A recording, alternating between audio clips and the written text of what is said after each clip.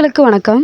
கடந்த 1/9/2024 ஞாயிற்றுக்கிழமை இலங்கையின் மலையக பகுதியில் மஸ்கெலியா காவல்துறை பிரிவிற்குட்பட்ட மவுசாகலை தோட்டத்தில் சிறுத்தை புலியொன்று பயிர்ச்செய்கை பாதுகாப்பிற்காக போடப்பட்டிருந்த கம்பி வலையில் சிக்கி உயிரிழந்து மீட்கப்பட்டதாக நல்லத்தனி வனவிலங்கு அதிகாரிகள் தெரிவித்துள்ளனர்.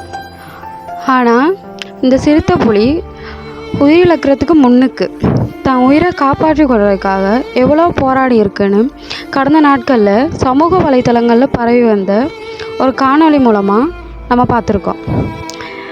இப்போதைக்கு அந்த விஷயம் ஒரு சிறிய செய்தியாக மட்டுமே பார்க்கப்பட்டு காலப்போக்கில் காணாமல் போயிடுச்சு. இதில் முக்கியமான விஷயம் என்னென்னா, ஒரு உயிர் தன் உயிரை காப்பாற்றி கொள்வதுக்காக படும் வேதனையை ஒரு சிலர் வீடியோ பண்ணியிருக்காங்க. அப்படி வீடியோ பண்ணுறவங்களுக்கு அந்த உயிரை காப்பாற்ற எவ்வளோ நேரம் போயிருக்கும்? என்னடா கொஞ்சம் கூட யோசிக்காமல் ஒரு சிறுத்தையை காப்பாற்ற சொல்கிறேன்னு யோசிக்கிறீங்களா? நான் என்ன சொல்ல வரேன்னா, அங்கே ரொம்ப பக்கத்துலேயே தான் நல்லத்தண்ணி வனவிலங்கு காரியாலயம் காணப்பட்டிருக்கு. அவங்களுக்கு ஒரு கால் பண்ணி இந்த விஷயத்த சொல்கிறதுக்கு கூடவா நம்ம மலையக சமூகம் தெளிவில்லாமல் இருக்கோம்?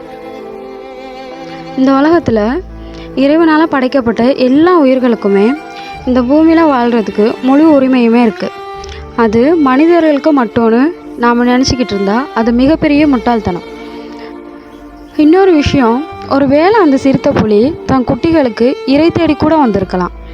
அம்மா வரும் வரைக்கும் சாப்பாட்டுக்காக காத்திருக்கும் குட்டிகளில் நிலைமையை நம்ம கொஞ்சம் யோசித்து பார்த்தா இவ்வளோ கவலையான விஷயம்.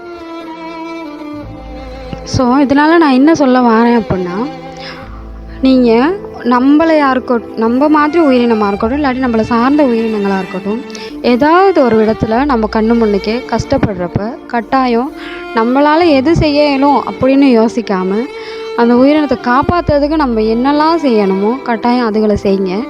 அதை தாண்டி நீங்கள் சோசியல் மீடியாவை பயன்படுத்துங்க, யாருமே வேணான்னு சொல்லலை. சோசியல் மீடியாவையும் பயனுள்ளதாக பயன்படுத்தி நல்ல விஷயங்களை ஷேர் பண்ணுங்கள்.